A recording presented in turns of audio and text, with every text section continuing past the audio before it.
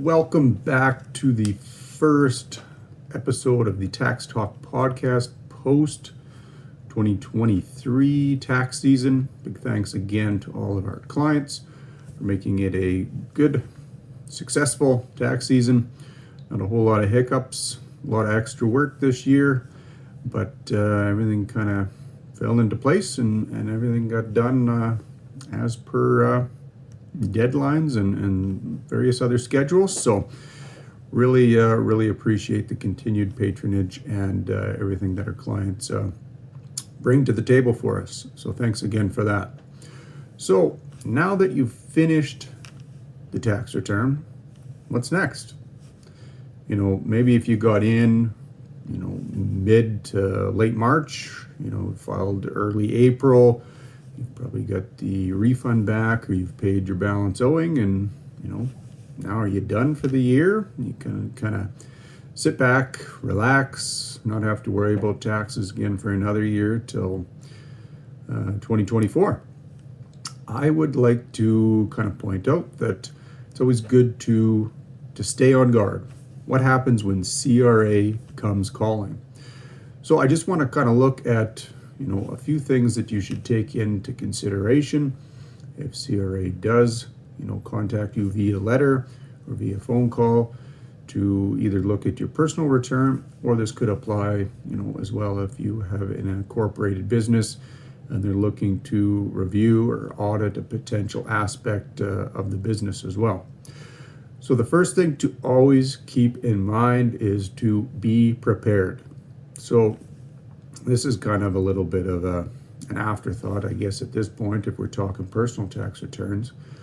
But when you're getting into that, frame of mind to do your personal return or even, an upcoming corporate return, make sure that you're prepared, that you've got all of the necessary backup to support the expenses that you're claiming. You've got a reason in place as to why those expenses are there. Why did you need to incur those to earn business income? Having all this documentation in place and ready to go, before you even file a tax return and well in advance of a potential audit is going to alleviate a lot of issues down the road. Number two, just understanding the fact that CRA does have a lot of power in this respect. We probably don't like it. I certainly don't like it, but they can go around and poke into your manual records, your journal ledgers, etc. They can check out your electronic records. They have the right to question you about what has been entered into the personal or corporate return. So just understanding that, maybe they're not out to pick on you specifically, but the fact is they do have these powers. And even though we haven't seen a whole lot of audit activity over the last, number of years due to kind of some of the backlog that COVID created, towards the tail end of 2022, they were ramping up the audit activities. And I would imagine once this strike kind of settles down, they've got a deal in place that some of this audit activity is really going to ramp up again. So just understanding that, they could come calling and they have a lot of power to investigate a lot of information as it pertains to either your personal or corporate return. Next thing that is really important to kind of consider is the time period in which CRA is allowed to look at your books. So typically that extends 3 years beyond the date of the assessment that you receive for that particular tax return. That is an important thing to keep in mind because you don't want CRA becoming too aggressive, poking into, time periods, returns, etc. that are what is called statute barred, no longer allowed for them to look at those types of things. So be aware of that. You don't want to be giving them information that are in those periods that are no longer allowed to be looked at. And with that said, there are possibilities that they can go beyond those 3 years, but then that typically falls into a category of, some gross negligence, that type of thing, where the onus is on them to, really push that narrative and come for a reason as to why they're wanting to open up, some records or some periods that are exceeding that 3-year timeline. So just keep that in mind when you're getting that initial conversation with the CRA or that initial letter, that you're not giving them too much. Number 4, always meet deadlines. And this one, unfortunately, is not a great two-way street. CRA will probably contact you.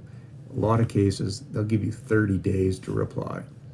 Depending on what type of audit it is that they're looking at, maybe they're looking at payroll records from 3 years ago.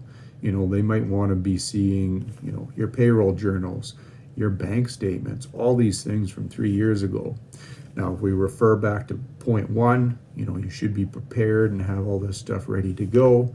But depending on, the time of the year, maybe it's a seasonal business, you're in peak period, you might not have time to get all this stuff together and send it to them in 30 days. So a good thing then is to, ensure you have someone appointed to talk to CRA in your behalf, most notably an accountant. If it escalates down the road to where you're needing to go into appeals and discuss things via the court, then you're going to need to have a lawyer on your side. But if you can get that accountant to reach out to CRA, after that initial consultation, and just say, we're going to need some more time. 30 days is just not going to cut it. Can you give us an extension? As long as if you reach out and you have that conversation, CRA is generally pretty good at working with you to kind of move those deadlines down the road so you can make things meet. But make sure if you do kick that timeline down the road, that you are in fact meeting it and not waiting till the last minute to say, oh, I needed another extension, because they're not going to look too favorably on that. Number 5, always be respectful. This can be tricky because, like I kind of mentioned earlier, when CRA does contact you, when they do send out that letter, at times it can feel very personal. Why me?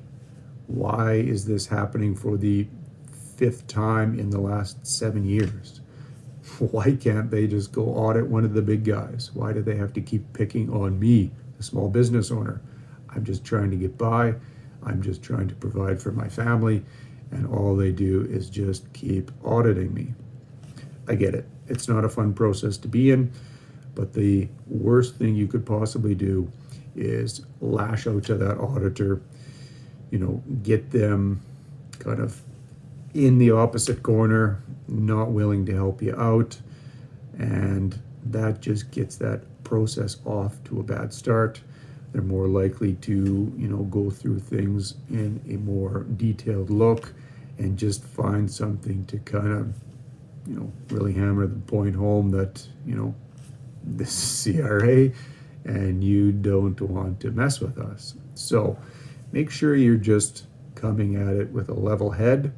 I would always strongly advise my clients, if you take that initial phone call, just collect the information from the CRA auditor, pass it along to me, and then that way we can reach out to them. We've had a lot of experience dealing with them. We know what needs to be said, what doesn't need to be, what documents need to go, and how to kind of provide some of that in a tactful way that gives them what they're looking for, but doesn't go overboard. And then lastly is more of a preemptive idea. So this can apply to either personal or corporate returns, and it's something that we offer via the firm, and it's called Audit Shield Insurance. So this insurance needs to be in place prior to CRA contacting you via letter or phone call. And what it does is it's basically just like any other insurance premium. You pay a premium for that particular year, and then as long as if that coverage is in place prior to CRA reaching out to you, then you've got coverage that allows us to contact and act on your behalf. And instead of us billing you directly to respond to any potential audits, then we are billing this audit insurance company instead. So why would you want to go down this road? A lot of people say, oh, CRA just constantly audits me and it just never ends. They specifically targeting me.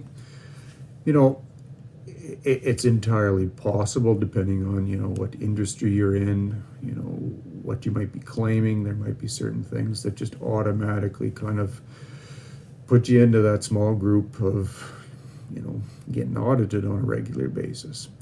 As far as personal tax returns, I would say the biggest ones: medical expenses, moving expenses, donations, and then lastly, employment expenses.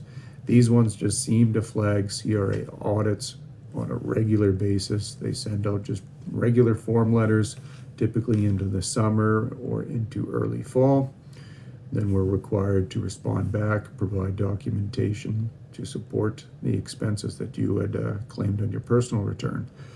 A lot of those are fairly simple reviews. We have all that information typically on file from preparing your return, so it's just a matter of grabbing some of that, putting together some sort of form letter, and sending that off to CRA.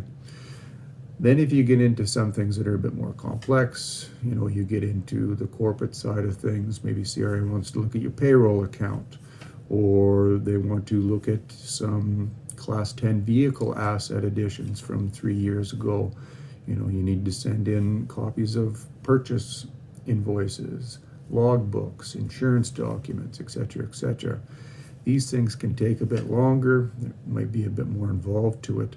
So some of the fees can run up a little bit higher on those. So if you're interested in this type of coverage, feel free to reach out to the office. We can put together a quote for you basically instantaneously. And all it kind of revolves around is, yourself, maybe your spouse, some kids, and then if you have a corporation, and it all gets tied into one bundle. And the quote is based on your annual gross revenues, and it'll cover, that entire group of individuals and corporate entities within that one premium. So it gives you a bit of peace of mind that if CRA does come calling, you've got that insurance in place. You can just hand us a letter and say, take care of this. What do you need from me, if anything? And then we just bill that insurance company directly, and you don't have to kind of see those fees on your end. So hopefully this has been useful. It kind of gives you an idea as to how to deal with CRA if they come knocking, and the things that you should do to make sure you're prepared. Number one, with the record side of things, but if you want to be a little bit more prudent, getting that audit insurance in place to ensure that you've got some coverage there and you're not paying out of pocket to deal with a big CRA audit. So that's it for now. Thanks for listening. Take care, and we will talk soon.